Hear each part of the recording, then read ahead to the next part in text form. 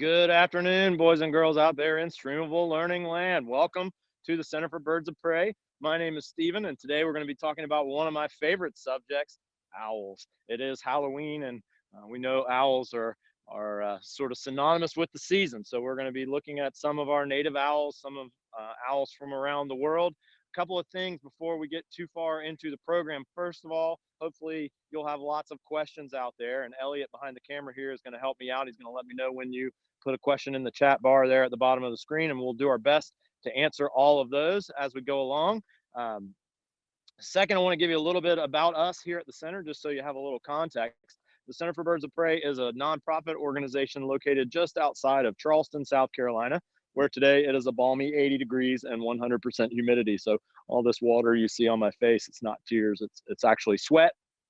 And we're enjoying a balmy late fall right now, but we do a few things here at the center that relate to the world of birds and understanding them better and sharing that understanding with all of you out there. We have a hospital here on our campus where we provide medical care to birds that are injured in the wild. We'll meet a bird today that came through that medical facility, but we treat about 800 patients every year for issues related to injuries they sustain in the wild, primarily due to contact with humans. They end up in car collisions and vehicle collisions of other kinds. They end up electrocuted and shot and poisoned and entangled. And our goal in our medical facility is to resolve those issues when we can and put the birds back out in the wild, but also to take those learning opportunities and share them with folks like you. We feel that birds make excellent indicators of overall environmental health. How well we're doing out there in the environment is directly reflected in how healthy birds are. So today we're going to be focusing primarily on owls, and we're going to start with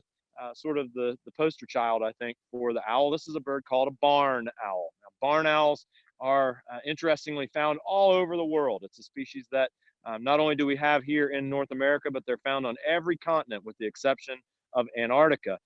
This particular barn owl was actually bred in captivity here at the Center for Birds of Prey, and she's been a part of our educational team for almost 15 years now. She hatched back in 2005, 2006. So some things about these birds of prey, about owls. Owls and birds of prey in general are what we call raptors. And that word just means grasping-footed predatory animal. So the velociraptor in those Jurassic Park movies was grabbing its prey with its hands and feet. And owls, just like hawks and eagles and falcons, use their grasping feet to capture their prey. And if you look here, you can see on each foot 4 razor sharp talons that she can use to reach in and puncture the skin and organs of her prey. Now, interestingly, owls, as you'll notice, have feathers all over their toes, which is an important adaptation that we'll come back to in just a little while. So adaptations, hopefully that's a familiar word to most of you, but just in case, adaptations are just those tools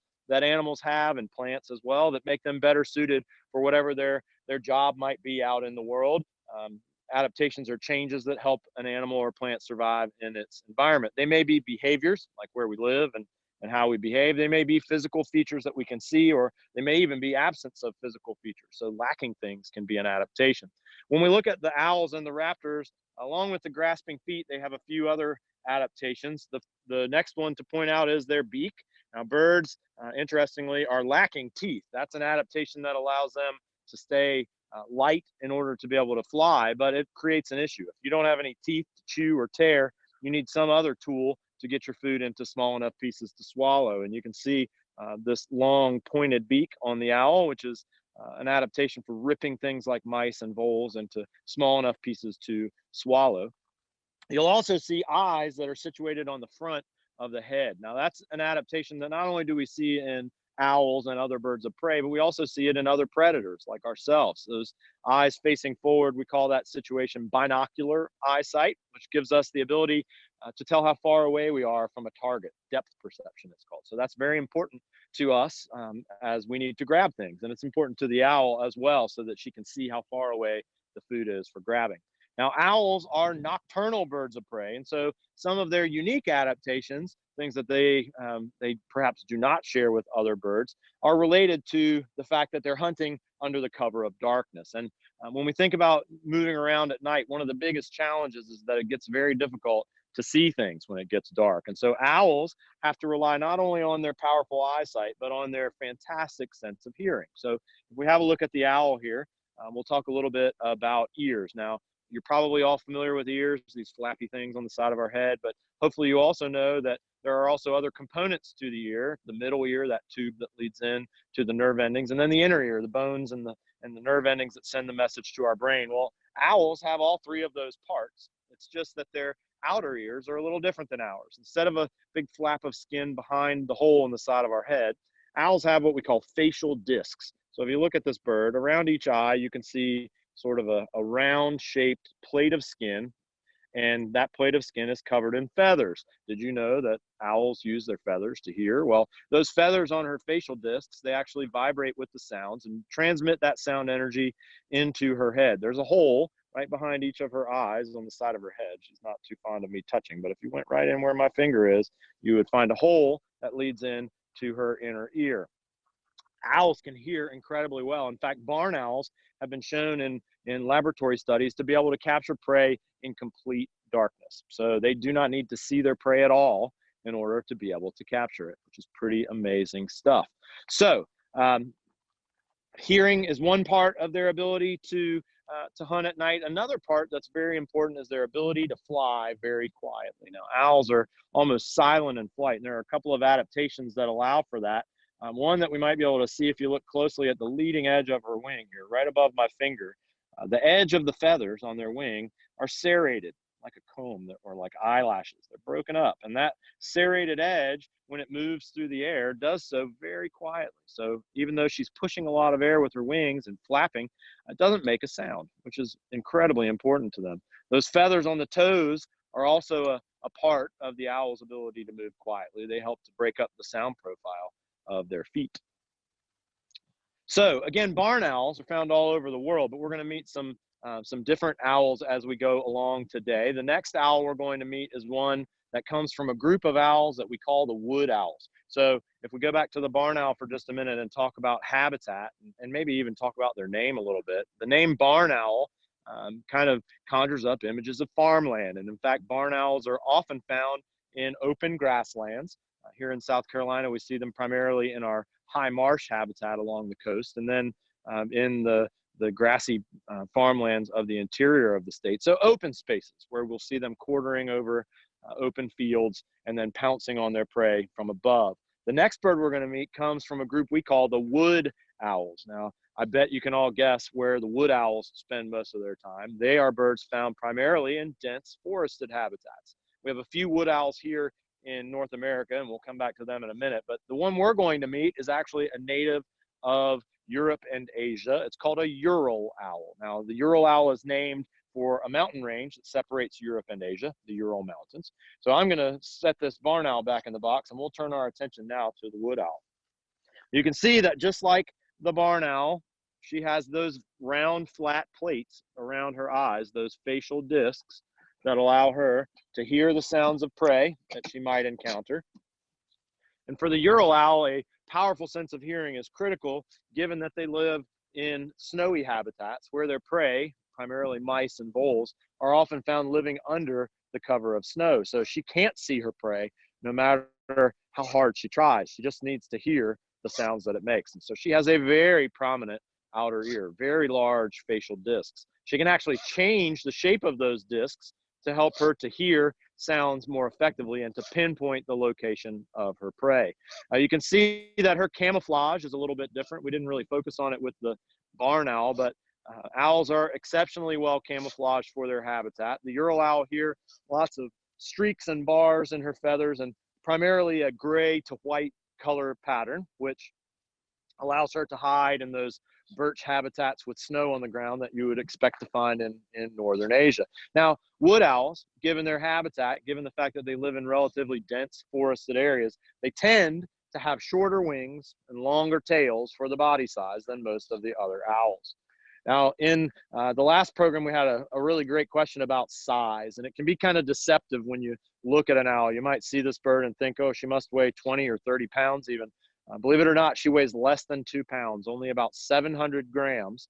So what you're seeing is mostly feathers. She's got a very small torso, very small centralized body mass, and feathers that cover it very well. And so underneath that feather coat is only a very small animal. Now, this bird is making a lot of noise, and we should probably talk about that. Given that we said owls need to fly quietly, she's making a noise with her mouth. Owl vocalizations are often a topic we spend a lot of time discussing.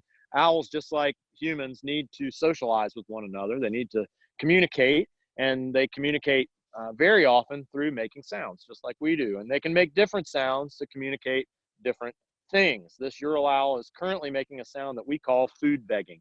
It's the sound that a young owl might make to tell its parents that it wanted something to eat. So that brings kind of an interesting question to mind, which is why is she making that sound given that we don't see her parents anywhere around? Well, this is actually a bird that was raised by hand by our staff here at the center to be trained for educational programs. We know that if we want an owl to do what this bird is doing, fly around right close to Elliot in the camera, that she essentially has to be raised by hand from a very, very early age. So instead of associating with other owls, she associates with humans because she was raised by us.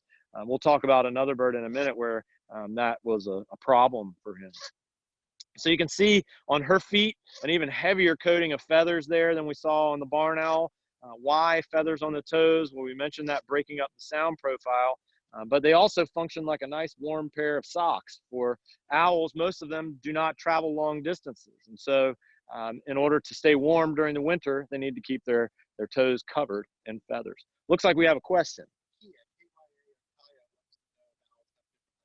All right, so Kaya or Kia out there wants to know about owl languages. Do they all speak the same language? Are their languages similar? So different groups of owls make similar sounds. So the barred owl and the Ural owl, we're going to meet a barred owl in just a minute, and we'll talk about their sounds. The wood owls all have similar sounds. They're not exactly the same, but it would be similar to looking at all of the Latin-based languages versus languages that came from other origins in their similarity. You would probably recognize most of them as owl sounds, but they would need a translator, I suspect, to go between them, and we'll see the similarities. It looks like another question out there. So there's a really good question. Why are these owls awake during the day?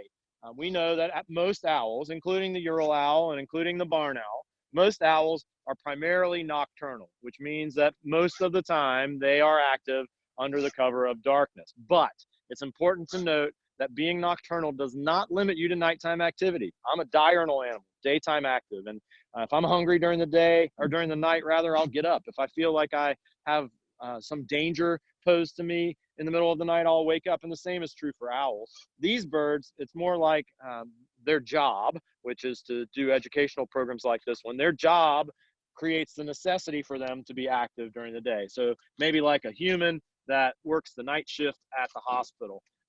So that's why we see them active during the day like this. Another question out there. Hannibal wants to know how you can tell if they're male or female. How long did somebody else wants to know how long they live, and another one wants to know about what they eat. Man, lots of great questions out there. So Annabelle asked about how we would know that an owl is a male or a female. And a lot of the owls, we can look, or in a lot of the birds rather, we can look at them and see a coloration that would tell us male or female. So the cardinal is a great example. Males are red, females are brown. Most of the birds of prey, though, they're what we call monomorphic, meaning males and females look just the same, but they are different. The females are usually larger than the males. We call it reversed sexual size dimorphism because the females are bigger than the males. So that Ural owl that we saw is a female. This is another of the wood owls. It's called a barred owl. This is actually a male barred owl. He's smaller than a female would be.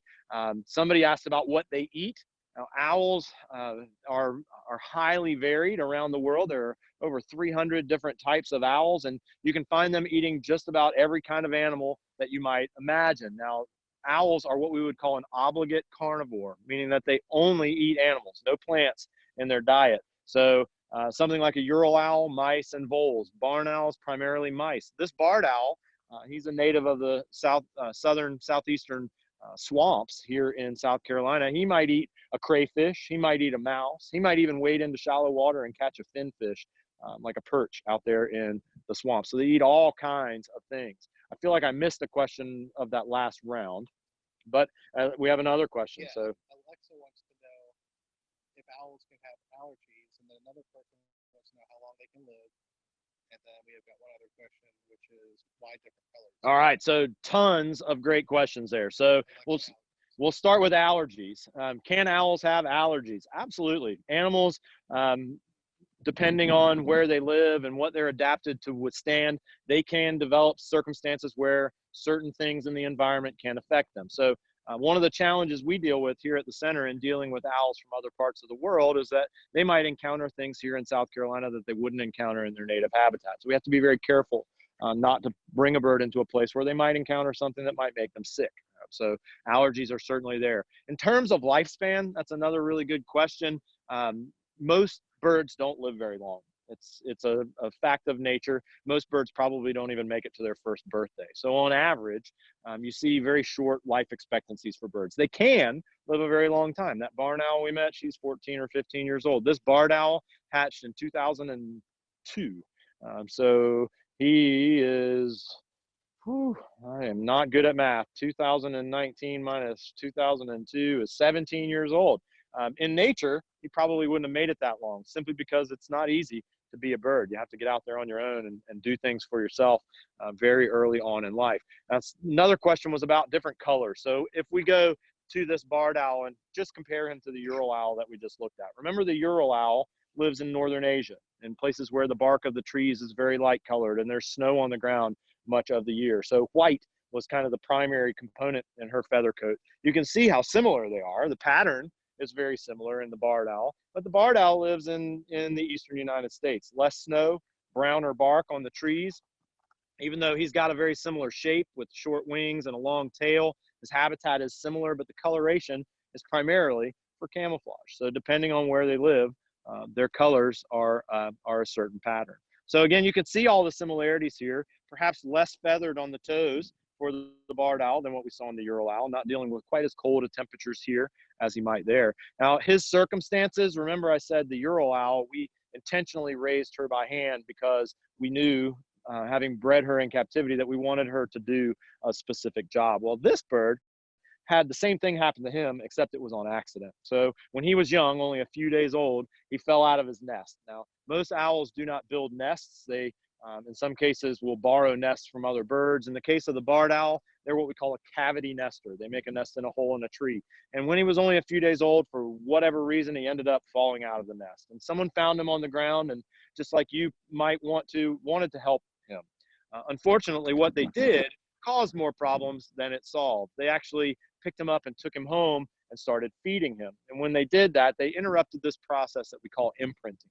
This bird doesn't understand what kind of animal he is, and he actually associates more with humans than he would with owls. And for that reason, he has to remain with us here in captivity for the rest of his life, which we would prefer that not happen again if we could avoid it. Looked like we had another question out there. Brandon wants to know, what do they drink? Okay. Okay, so what do they drink? That's a really great question, Brandon. Generally, birds don't drink much. So if they do drink anything, it's water, right? And you should take that as a lesson. That's the only thing we're supposed to drink too. So, but most of their water needs come from the food that they eat. So if you think about it, for him, a mouse is mostly made up of water, just like you and me. Their blood is made up of water. Their organs are made out of water primarily. And for a bird, their requirement of water is very low. They don't sweat like we do, so they don't need to carry around as much water as a human would. So he gets almost all of the water that he needs from his food. Obviously, if he encountered a puddle, he might have a drink from it here and there, but that's not generally something they do a lot of. Sounded like we had lots of questions. I want to get to those. How many species are there and how many are here at the center? Okay, so how many? Strongest one? Okay, so we'll start with how many there are. So in the world, there are over 300 species of owls.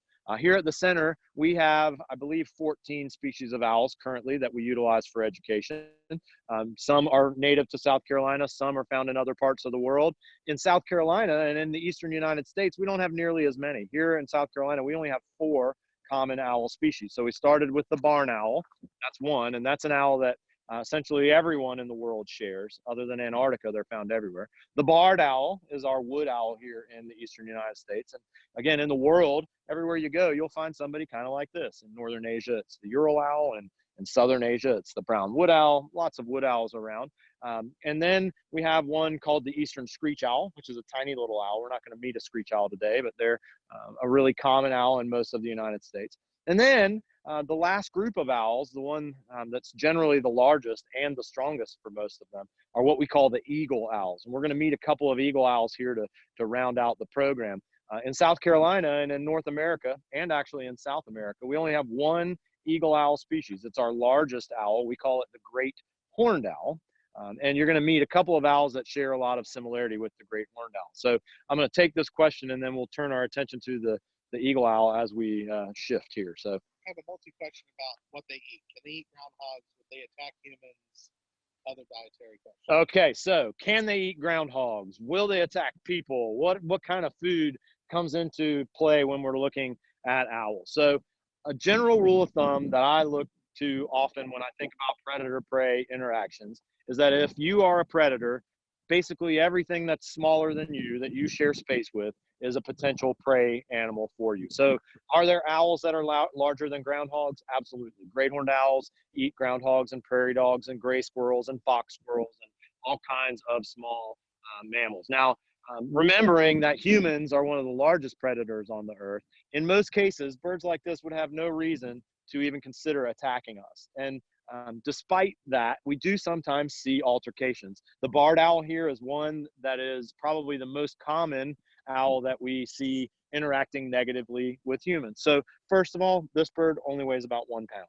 So that gives you an idea of how big he is. He's got no reason to come after a 200-pound human, or at least no reason that a human should be afraid of. But they often get very defensive about their nest territory. So during the winter, when owls are nesting, often folks will go jogging early in the morning and talk about how an owl flew right past their head, seems like it was being aggressive towards them. Well, they probably got too close to the barred owl's nest. And occasionally those close flybys get even closer than that, and there's contact between the owl and the human. But it's important to note here that there's no real threat to a human being, at least to a healthy human being. You know, maybe if the owl hit you on your head and you were close to the edge of a cliff, you might fall off the cliff. But in that case, was it the owl that killed you or the fall off of the cliff? It wasn't the owl, right? But they do occasionally encounter us in sort of an aggressive way. All right, so we're going to shift gears. I'm going to get him back into his box here, and we're going to shift to the eagle owl. I know we have more questions, and I'm going to do my best to get to all of those. We're going to meet one of the smallest of the eagle owls first.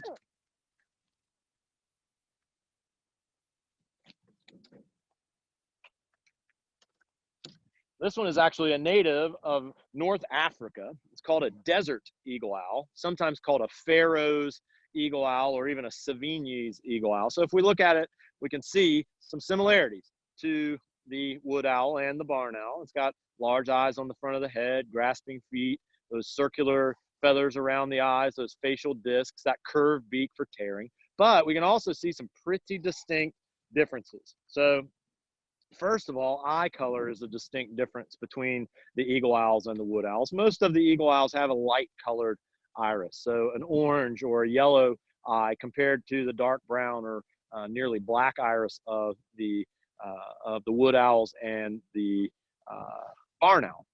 Not a functional difference, just the difference that we can see. Their eyes are different color. The pattern in their feathers is also quite different, where the wood owls have lots of sort of bars and stripes, vertical and horizontal lines. The eagle owls, as we call them, are often much more cryptic in their plumage, lots of spots and sort of less organized looking camouflage. Excellent to hide, but a little different from what we've seen. And then one last difference, I mentioned our native eagle owl is what we call the great horned owl. So those things on the top of his head, does he have horns on the top of his head? Absolutely not. Those are actually just feathers on the top of his head that we call plumicorns. Plumicorn just means a horn made of feathers. They're just little feathers that stick up, and we think they probably do a few different things for the eagle owl. We think that they probably help him to hide. They aid in his camouflage, and they probably also help him to communicate. We talked about communicating through vocalization, but Many animals communicate through body language as well. So by raising or lowering those plumicorns, he can actually communicate what's happening in his mind to other owls. Now, this is a young desert eagle owl, and so what Audrey is doing is asking him to do a few short flights like we saw the Ural Owl do. Now, even though he's a little bit smaller, proportionally his wings are much larger to his body size. The eagle owls have large wings. Some of the largest of the owls are eagle owls, and that limits their habitat. These are birds that you would expect to find not in dense forests, but in more open areas with less dense tree cover, kind of like where we're standing here today in our owl wood. He's not quite as maneuverable as the wood owl, but he is larger, which gives him an advantage over some larger prey. Looks like we have a question. How many babies can they have at once? Do they lay eggs?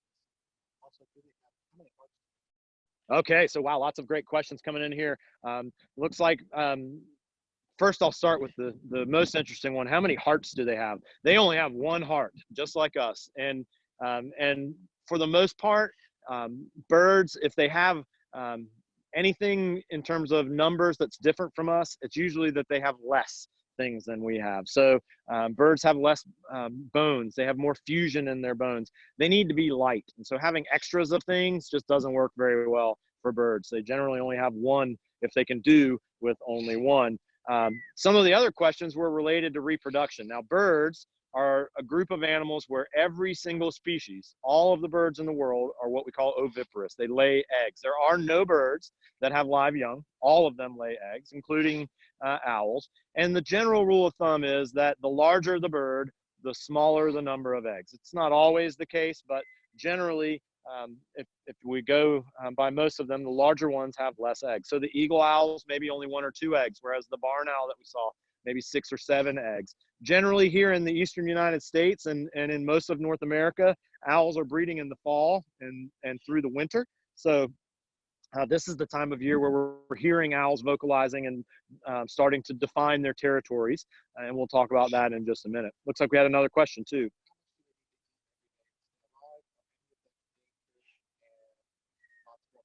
Okay, so how much do they need to eat in order to stay alive? Birds have very high metabolisms. That means they burn a lot of energy every day just to stay alive. They're endothermic like we are, so they maintain their own body temperature. That takes a lot of energy. They fly. That requires a ton of energy.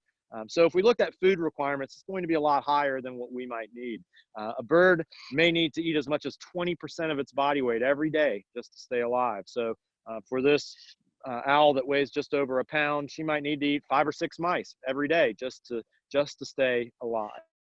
I forgot what the other questions were, Elliot. Oh, are any owls endangered? That's certainly a great question. We know that there are several owl species in the world that are endangered. Here in the United States, we have one threatened owl species. It's called the northern spotted owl. It's a bird very closely related to that barred owl that we saw a minute ago. And to be honest with you, one of the biggest challenges about the study of owls and what we know about them is that they're challenging to study. They often are solitary animals that live in dense forested areas. They're nocturnal, so they can be hard to find. And so in a lot of cases, we're just guessing about how they're doing out there. We might think that they're doing well simply because they have extremely large ranges or because they're found in lots of different places. But that doesn't always mean that they are indeed doing well. More questions. How long can they fly? Like, how long can they stay up in the air? Do they have more than one stomach? And how do they stay up all night? That's a harder one. Okay, so great questions there. So we'll start with how far do they fly? Most owls are not long distance flyers. Remember we talked about how they need to be quiet when they're flying and they have all of those adaptations that allow them to move quietly. Well, those adaptations come at a cost. They're not as efficient and they're not as powerful in flight as some of the other birds. So they really can't fly long distances. Some owls don't move more than a few miles in their entire life, which is pretty impressive. They stay in the same place. So those owls you're hearing around your house, even though you only hear them at one time of the year, they're there all of the time. Somebody asked about the stomachs. Birds actually have a 2-part stomach, which is pretty cool. They have what's called a proventriculus, which is like our stomach, the glandular stomach, and then they have what's called a gizzard, which is their grinding stomach. So 2 stomachs, but 2 parts of one stomach. I forgot that last question again. I can only remember 2 at a time, it seems. Well, oh, how do they stay awake all night, right? That's my favorite one of all of them. I would return the same question to you, whoever asked that out there. Who was it? Carter. How do you manage to stay up all day, right? That's pretty amazing, right? They do most of their sleeping during the day in short little bursts and most of their activity at night. And I know it sounds hard for us because we're just wired to be active during the day. We only have 1 minute left, and I want to get this last owl out so we can compare and look at. This is one of the largest of the world's owls. It's another close relative of the desert eagle owl there. It's actually called a Eurasian Eagle Owl. And again, it's a lot like our great horned owl.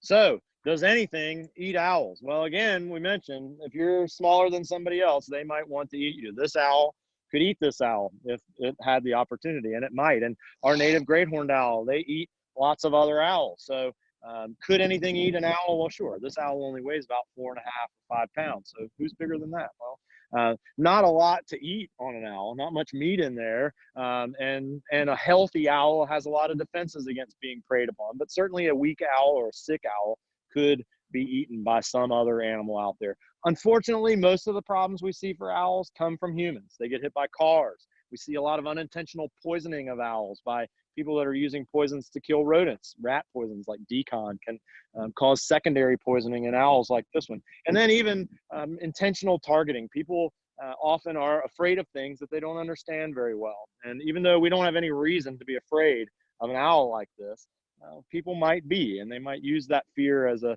driver to do bad things to owls, like shoot them or harm them in other ways. Where do the eagle owls live? Are any owls extinct? And what have we been feeding them? So where do the eagle owls live? Again, if I said where do eagle owls live, it would be easier to say where don't eagle owls live. There aren't any eagle owls in Antarctica, but everywhere else in the world you'll find one. We don't call ours in North America the North American eagle owl. We call it the great horned owl. This particular species of eagle owl, the Eurasian eagle owl, well, they live in Europe and Asia. The desert eagle owl, well, that's North Africa, Egypt, Libya, the Great Pyramids. We find them nesting there. So essentially, they live all over the world. Ours, the great horned owl, is in North America and South America. Someone asked, are there any owls that are extinct? There are certainly owl species that have gone extinct. I have to go look it up to see what the most recent owl extinction was.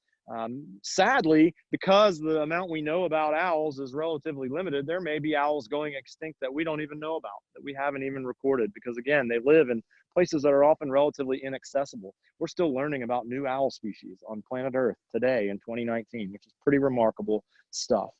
Looks like we're just about out of time. We would go on all day if we could, believe me, but I want to encourage you to keep your ear out for owls. I know many of you are probably going out trick-or-treating tonight, and this is the time of year where we hear owls. So I'll leave you with the sound of our great horned owl. They're one that we hear quite a bit. They say, "Who's awake? Me too." Sounds like this.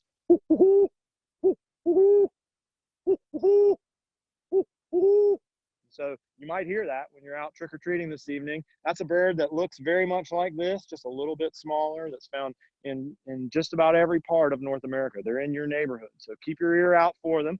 Check in with us here at the Center for Birds of Prey, the centerforbirdsofprey.org. Keep up with us on Streamable Learning. We'll see you on some of our other programs throughout the year. Hopefully you had a great time learning about owls with us today, and we'll look forward to seeing you next time.